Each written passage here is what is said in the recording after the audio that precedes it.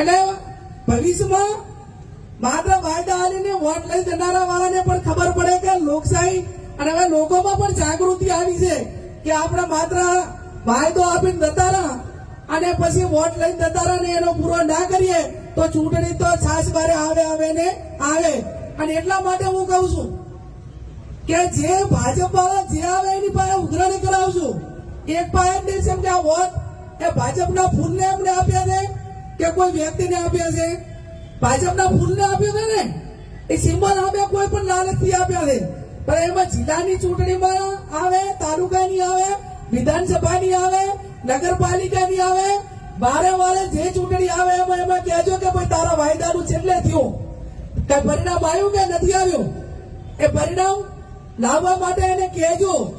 એટલે હવે તો ફોન ઉપાડવાનું ચાલુ થઈ જાય. હવે તો હું કોણ છે તું કોણ.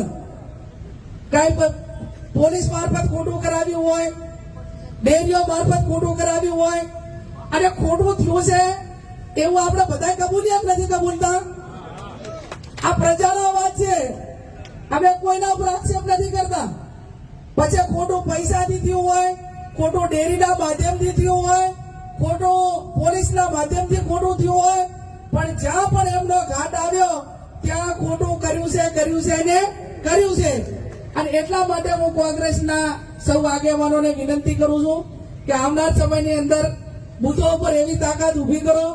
આપણે ખોટું કરવું નથી, પણ આપણા બુથો ઉપર કોઈ પણ સંસાધનો દ્વારા એ ખોટું ના કરે એવી તાકાત કેળવવાની જરૂર આવનાર સમયમાં કોંગ્રેસ પાર્ટીને છે. અને જો એટલી તાકાત તમે ઉભી કરશો તો આપણે આ વખતની ચૂંટણી એ 1 લાખથી પણ વધારે વોટે આપણે ચૂંટણી જીતતા હતા.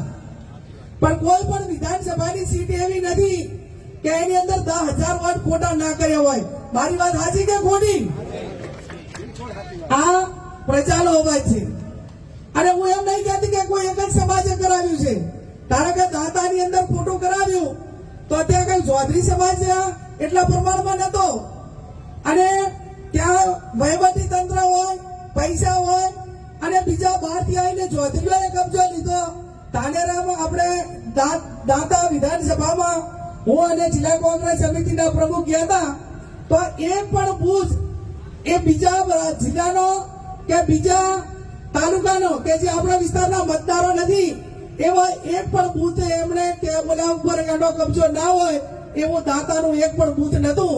તો એ તંદુરસ્ત લોકશાહીની નિશાની નથી.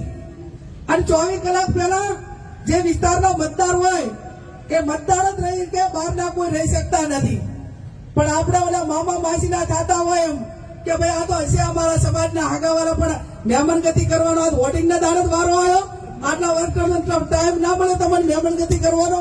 અને પાછા અહીંયા આપણા એમ કે ભાઈ અમારા મહેમાન આવ્યા છે એટલે આટલા દાડા વહેલા ન મળે આજ મહેમાનગતિ કરવા માટે એટલે પહોંચ્યા દાંતામ. અને એ ચીવું આગું વાળું હતું દાંતામાં કે તમારે અહીંયા મહેમાનગતિએ જવું પડે અને કઈ કોઈ કામ માટે જવું પડે. આ મેં કીધું એ પ્રમાણે કોમવાદ જેટલો જે સમાજો કરશે એના પગમાં આવવાનો અને આવવાનો. પછી ગેનીબેન ઠાકોર એવું અભિમાન ના કરે કે મારો સમાજ જિલ્લાની અંદર મોટો છે એટલે હું જીતી છું મારા સમાજના હિસાબે. ઠીક છે લાગણી ને, પણ બાકીના બીજા સમાજોએ 5 લાખ વોટ મને આપ્યા અને 5 લાખ ના આપ્યા હોત તો હું ન જીતી શકો. એટલે એક મતદાર તમે જાહેર જીવનના લોકો તમે બધા જવાબદારો છો. તમે સમાજ ના ચલાવો, રાજકારણમાં તમે પક્ષ ચલાવો. અને જ્યાં સુધી તમે પક્ષ નહીં ચલાવો ત્યાં સુધી જે જેવું કરશે એવું ભોગવશે અને ભોગવશે. કુદરતને એ દેર હોય અંધેર હોતી નથી. તમે ગમે એટલા એંગલથી ખોટું કરો પણ ક્યાંક ને ક્યાંક કુદરત તમને બધાને કંટ્રોલ કરવા વાળી છે ને છે જ. એમને 50,000 વોટ ખોટા કર્યા તો ક્ષત્રિય સમાજે તાકાતથી 1 લાખ વોટ આપણાને અપાવ્યા આખા જિલ્લાની અંદર. જો તમે અહીંયા 50,000 કે 70,000 નું ખોટું તો આમાં 1 લાખ નું ઓપ્શન એ તો કુદરતે ઉભું કર્યું. અને કુદરતે ઉભું કર્યું તાકાતથી સમાજે ગામડે ને તાલુકે વોટ અપાવ્યા. ત્યારે આપ સૌને હું એટલી ચોક્કસ ખાતરી આપું છું કે કામની વાત હોય, ચાક નાના મોટા રાજકારણમાં ટિકિટની વાત હોય કે નાના મોટા કોઈ પણ પ્રકારની આવનાર સમયની અંદર એ જરૂર એવું મદદ એ માત્ર કોંગ્રેસની નાતે તમને બધાને કરવા માટે તૈયાર છું કે નહીં કોમવાદના કારણે મારા સમાજનો કોઈ ખરાબ કરીને આવ્યો હોય તો હું પોલીસને કદી ફોન નહીં કરું કે ગેનીબેન તમને ભાઈ ખરાબ કરીને આવ્યો છે તો એના માટે કોઈ કાર્યવાહી ન કરતા એવું ક્યારેય મેં 28 વર્ષમાં નથી કર્યું ને આવનાર સમયમાં પણ નહીં કરું. ગુનેગારની રસ્તે જુઓ, ધંધાવાળાને ધંધાના રસ્તે જુઓ, રાજકારણ વાળાને રાજકારણની રીતે જુઓ અને જેને જે જેવું કર્યું છે એને એ પ્રમાણમાં જુઓ. કોઈએ કોમવાદને મારા માટે સ્થાન નથી તો કોઈના માટે પણ સ્થાન નથી.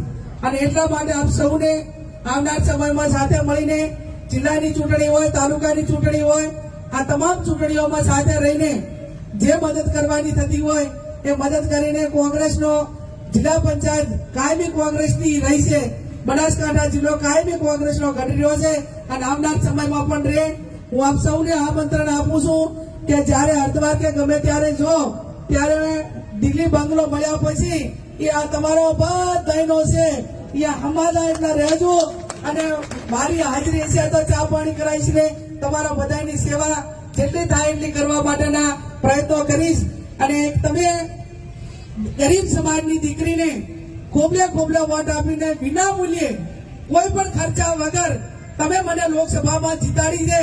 હું મામાજીની સાક્ષીએ કહું છું કે તમારા કોઈ પણ કામમાં મારા લેવલે કે મારા નામે કોઈ પણ પ્રકારના 50 પૈસા લેવડાય એટલાને કહેજો તો હું એમ કહીશ કે તમારી બેન અને બનાસની બેન તરીકે મારી લાયકાત નથી. એમ તમે મને મફત જીતાડી છે તો તમારું ટાપુ કરવા પણ મારી મફતમાં જવાબદારી છે.